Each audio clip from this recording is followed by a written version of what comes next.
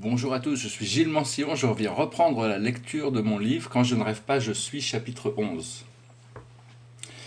Nous sommes sur le point de pouvoir faire un... Attendez, excusez-moi. Voilà.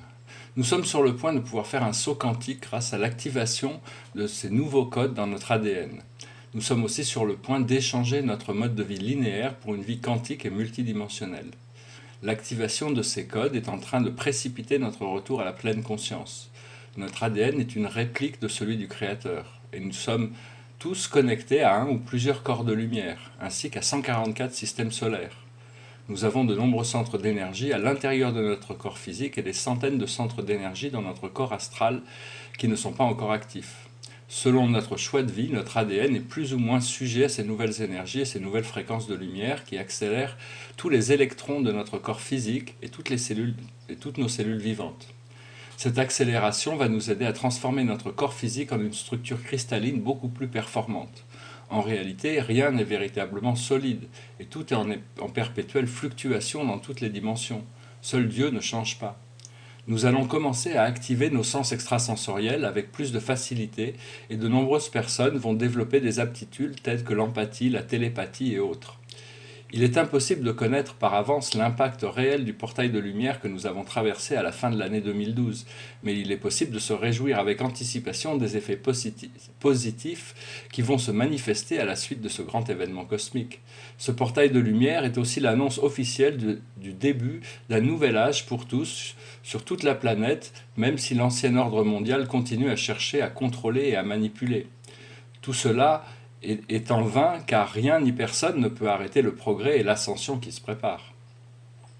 Si l'on désire vivre joyeusement et améliorer la qualité de notre expérience émotionnelle, il faut apprendre à nous harmoniser avec les pulses supérieures qui résonnent dans le silence, et cela pour recevoir les logos, note numéro 54, qui permettent de ressentir et d'intégrer la réalité des consciences collectives des dimensions supérieures dans notre propre expérience. Quand nous aurons fait cette transition interne, nous comprendrons l'importance de tous nos choix, ainsi que la portée incommensurable de chacune de nos pensées, de nos paroles et de nos actions dans ce procédé d'évolution et de création individuelle et collective. Il est nécessaire de noter qu'il est important de sentir et de ressentir l'amour pour le partager plutôt que de seulement y penser ou de garder cette expérience comme un concept purement mental. Il n'est pas possible de comprendre l'amour avec notre esprit mental inférieur, mais tous ceux qui ont pu goûter à l'amour savent que c'est une force qui dépasse toutes les autres, qualitativement parlant, et cela même d'un point de vue terrestre. En parlant d'amour, je ne parle pas d'une émotion, d'un sentiment ou d'un désir sexuel, car ces expressions humaines ne sont généralement pas connectées à une forme d'amour qui pourrait être qualifiée d'inconditionnelle. L'amour sous toutes ses formes doit être loué, mais l'amour dont je parle ici est une force invisible, éternelle et indestructible, qui est la source même de toutes les manifestations de réalité, qu'elles soient individuelles ou collectives. C'est par la pratique quotidienne que l'on devient adepte à la culture de l'amour et de la lumière dans notre expérience journalière.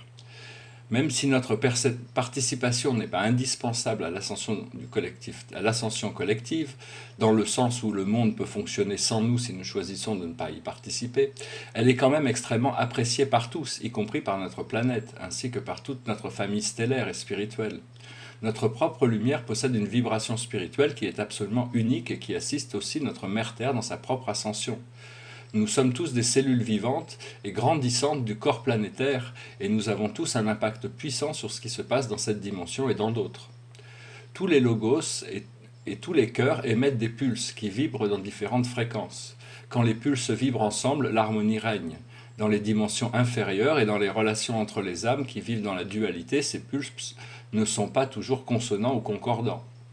Pour plus d'harmonie, il faut apprendre à aligner notre propre pulse ou battement de notre cœur avec les battements du cœur de notre planète, de notre Soleil, de notre galaxie et de notre Créateur.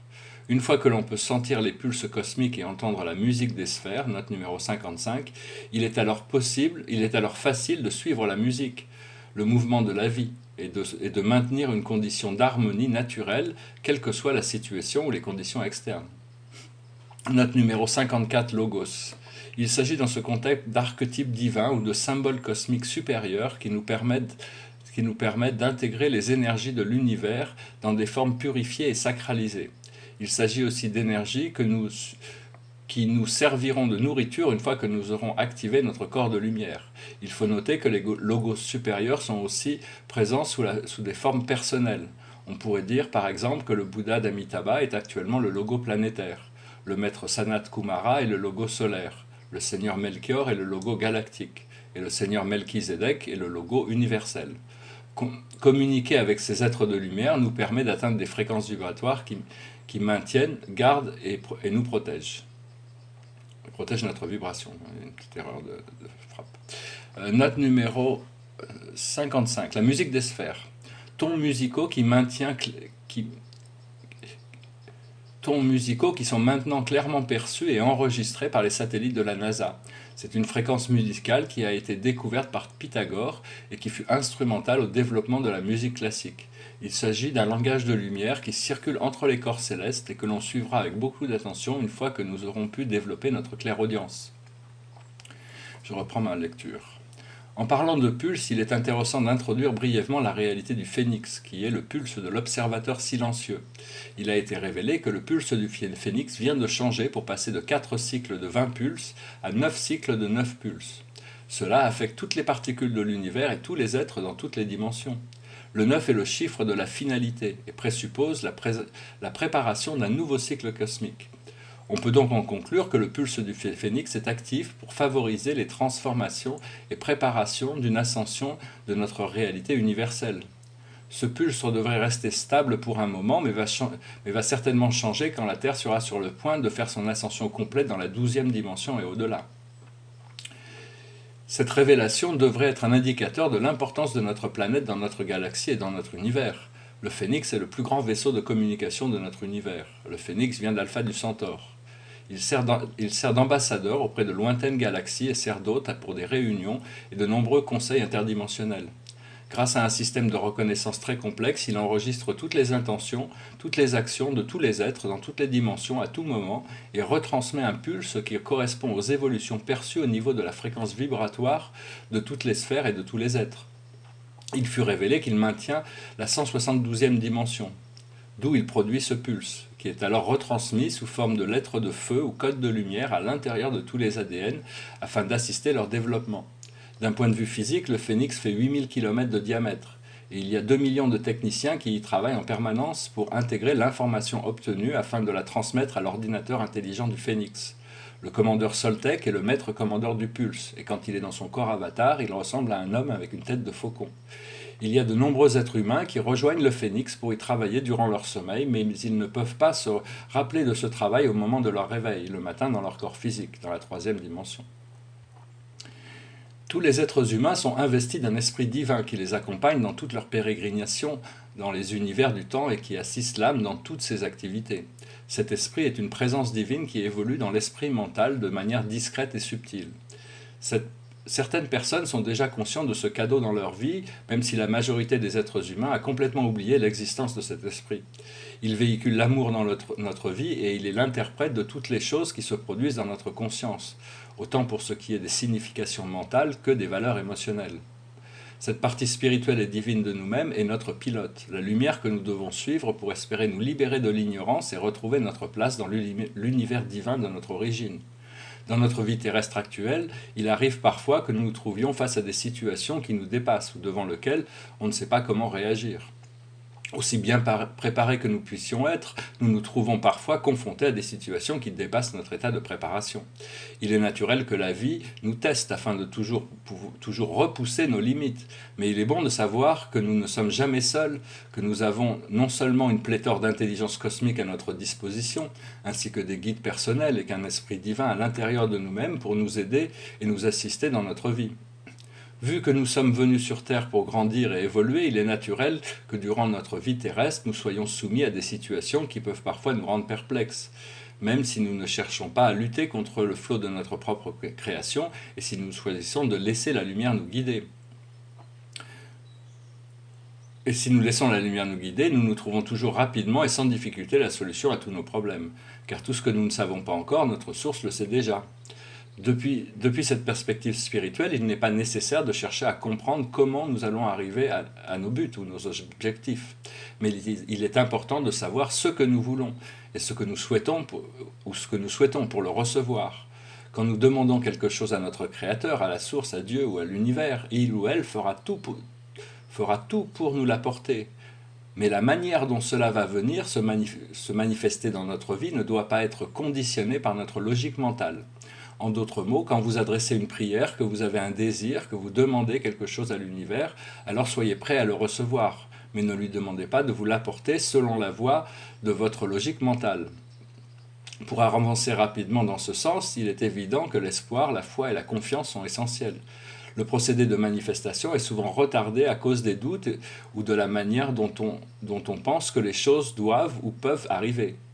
Nous devons savoir que nos rêves et nos désirs profonds sont importants et que nous sommes là pour les réaliser, mais il n'est pas toujours possible de le faire suivant notre propre logique mentale. La bonne nouvelle est que la lumière va prochainement mettre fin une fois pour toutes au cycle d'obscurité que nous vivons depuis si longtemps dans la dualité. Nous allons pouvoir alors nous sensibiliser avec de nombreux centres d'énergie qui sont en nous pour nous préparer à cette nouvelle vie dans la 5e dimension. La découverte des pouvoirs psychiques et la pratique des sciences spirituelles peuvent être interprétées comme une sérieuse avancée personnelle sur l'échelle évolutive et une joie de tous les instants. Lorsque nous commencerons à nous ouvrir à ce potentiel de connaissance, cette ascension progressive viendra certainement sous forme de mémoire ou d'initiation successive. Elle sera rendue possible par les efforts et les actions combinées d'un grand nombre de ministères célestes, d'agences spirituelles, ainsi que celles des maîtres qui nous guident depuis les dimensions éthérées.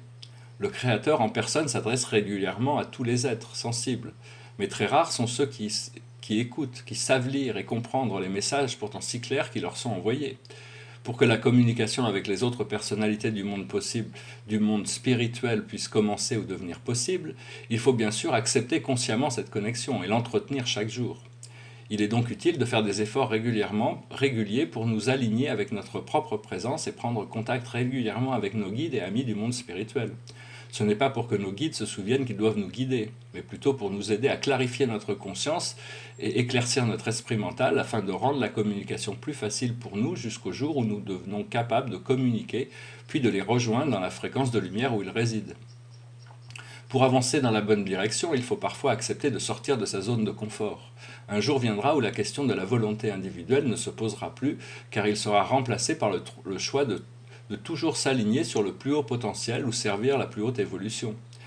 Nous apprendrons alors que notre seul et unique désir est d'évoluer vers quelque chose de meilleur, de devenir un instrument de la plus haute volonté divine ou de la plus haute sagesse, qui en est l'expression directe, pour profiter au maximum de la vie, et cela afin de nous acheminer pas à pas vers notre véritable destinée cosmique qui est le retour à la source et la réunification avec l'origine.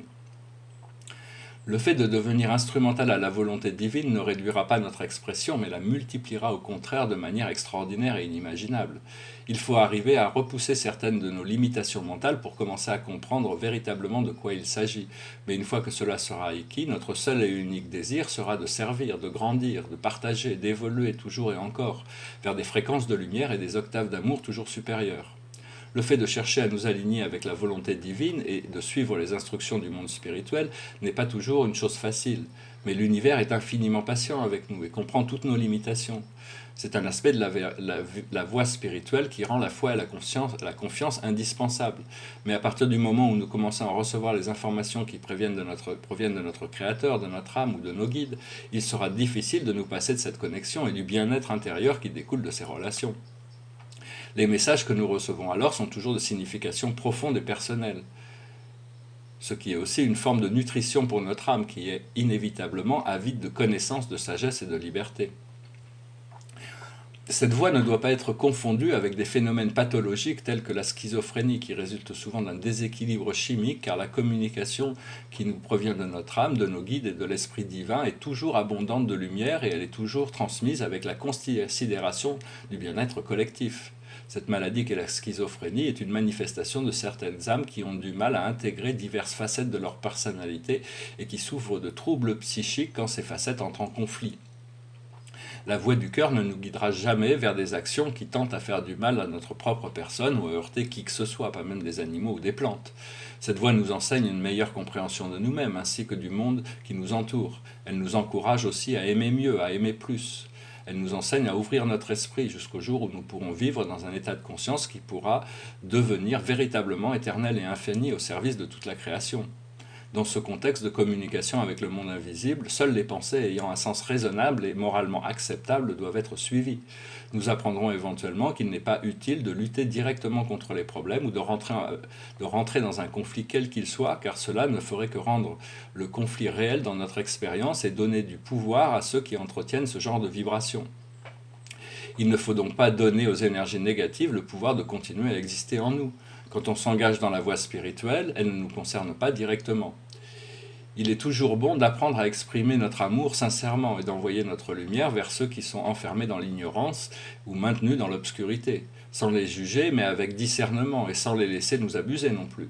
Quelle que soit la fréquence, l'idée, l'influence négative qui peuvent arriver dans notre réalité physique au travers de notre esprit mental ou par notre corps émotionnel, il est important de savoir que nous avons le pouvoir de les laisser passer sans résistance ou de les transformer en positif en respirant profondément et calmement.